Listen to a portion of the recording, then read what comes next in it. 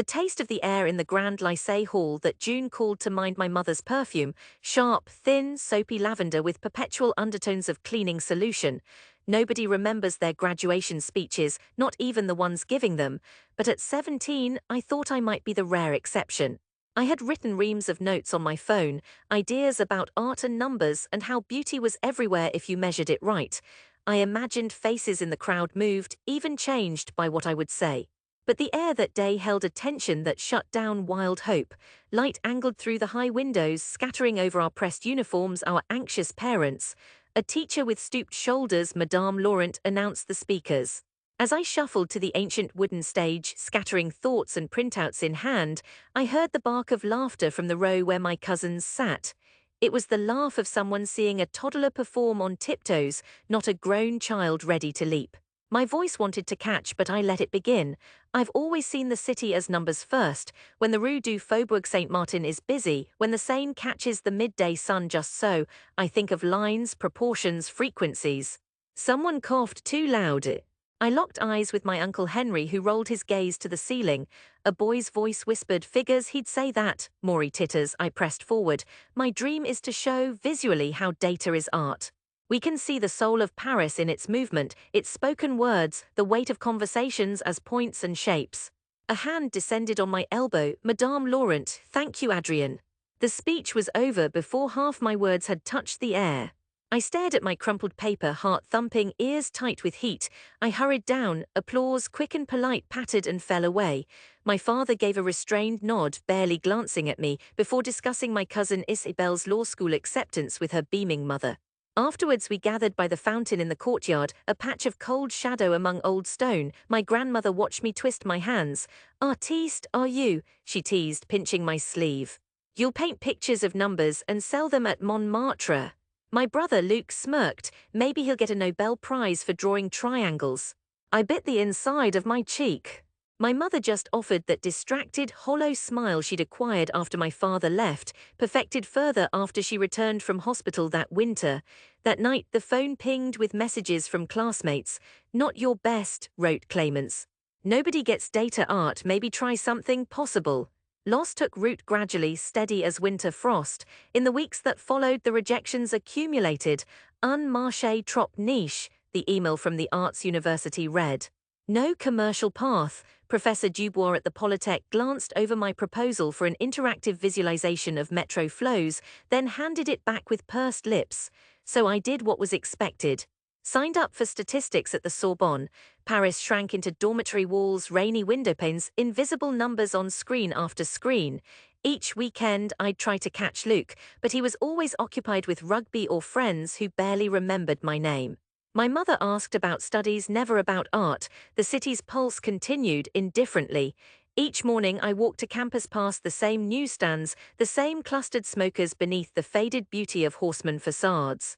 Sometimes I found myself counting tiles or measuring the pattern in footsteps, a desperate tick seeking rhythm where I found none. At home, I lost myself stitching together codes on my battered second-hand laptop. I built maps from transit data, rainfall patterns, even the rhythm of emailed birthdays. I posted early attempts online hoping for reaction. Mostly there was silence. My old friends from school scattered, law, medicine, banking. Some left Paris entirely. I took small jobs, library assistant, call center clerk, while cobbling together a portfolio nobody seemed interested in. My dream became a relic, a piece of trivia recalled at New Year's dinners, fodder for gentle mockery. 3 years slid by. Paris blazed through a yellow vest winter. My mother's health worsened. I took a job at a small logistics firm processing delivery records and scheduling routes. It was, at least, numbers if not quite art. Most days I found satisfaction only in the patterns I detected in our data, how holidays bent the city's nerves, how quiet always preceded rain. One drizzly October, everything shifted. My supervisor, a rail-thin woman named Melanie, stopped by my desk. "You're the artist, right?" She indicated the little data painting I kept as my screensaver. My face burned, but I nodded. "We've been asked for ideas about visualizing transit stats for a city event. Could you try something?" I worked furiously, sleep interrupted only by sudden jolts of inspiration or anxiety. Drawing on years of personal projects, I built a flowing animation. The waking and sleeping of Paris, metro lines pulsing, taxi rides swirling, the heartbeat of pedestrian chatter as colour fields surging with the dawn. When they played it at the quarterly meeting, I watched from the back. Even the jaded executives quieted. One asked for more, another wanted to show the city council. The days that followed were a blur. Requests, interest, cautious praise, carefully at first, then with less restraint. A year later, I was meeting with the tourism board, presenting visual stories for millions of festival goers. Freelancers asked for collaboration. Invitations came from galleries merging technology and art.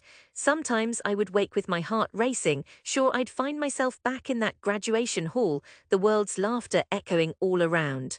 Yet the city outside changed in response. My work crept into digital billboards, then a pop-up installation near the Hotel de Ville. One show led to another. There were interviews for websites I'd once only read in secret. A grant arrived, then my own exhibition at a small gallery in the Marais, the same arrondissement where, years ago, I had drifted past silent and unseen. I called my mother when the first major review came out. "There's an article about me in Le Monde," I said. She hesitated. "That's very nice, chérie. Is it a good one?" "Yes." Pause, "I'll read it, promise." It was the last time we spoke at length. 2 months later, her heart gave out. Luke and I, side by side in the hospital's blue light, found only halting words. There was a brief funeral, then weeks of mechanical errands and legal paperwork that refused to end. Afterwards, the city dulled. I withdrew, turning down invitations and commissions, as if terrified the sadness might infect every line I drew. The dream, I realized, hadn't protected me. It was just something to hold while winter accumulated in my mind. One grey February, a former professor stopped me near the Sorbonne. "You must come to the symposium this spring," she insisted. "New technology, new art, you're the example." The invitation had weight. It was to close with a keynote and public viewing in the city's new digital arts hall, sponsor banners, a list of names that included curators and journalists I had idolized. My hands shook as I replied yes, though I wasn't sure why. I spent nights walking old neighborhoods, past my childhood block where Henry's voice had ridiculed hopes as impractical, past the Église Saint-Sulpice, where family weddings took place under fanfares of forced laughter and manufactured warmth. Paris was unchanged, yet everything felt faintly tinged with unreality, as if I walked a hologram built from my own memories. I invited my relatives more out of duty than hope. My grandmother replied instantly, "Of course, I'll bring everyone." Luke, now studying business in Lyon, promised to catch the train. The night arrived.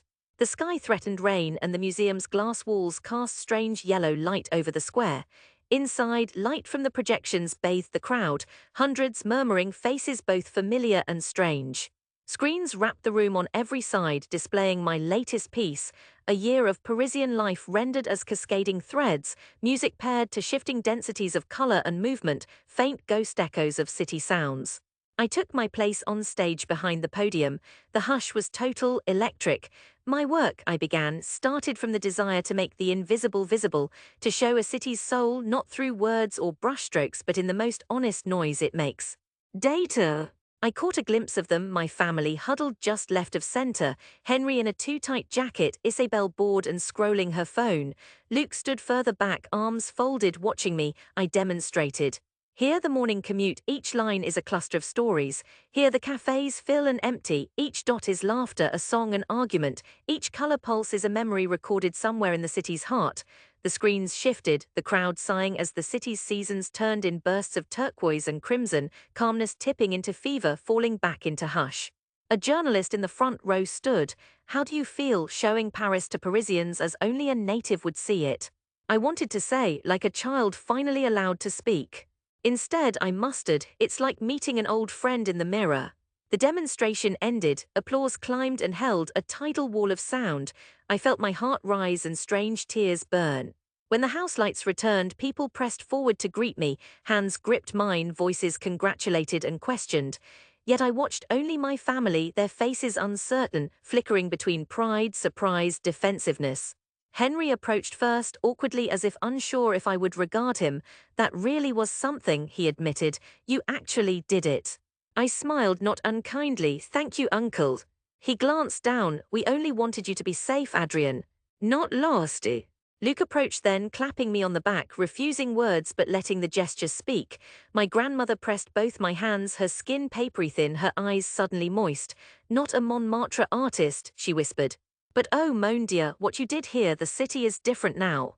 We walked out together into Paris's breastbone streets, beneath sodium yellow streetlights that made our faces strange and beautiful.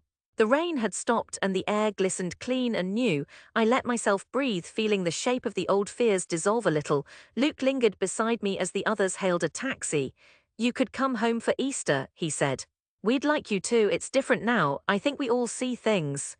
His voice drifted off. I nodded, grateful and unsure. As we parted, Paris seemed to rise around me, vast and accepting, its wounds and triumphs perfectly balanced. I was home, if only in this fragile, luminous moment.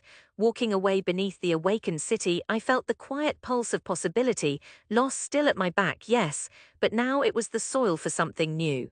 The city and I, remade together, strangers for too long, now somehow aligned. The dream had become reality, not because I outran rejection, but because I had learned to stand with it, letting both sorrow and wonder linger in every gleaming line.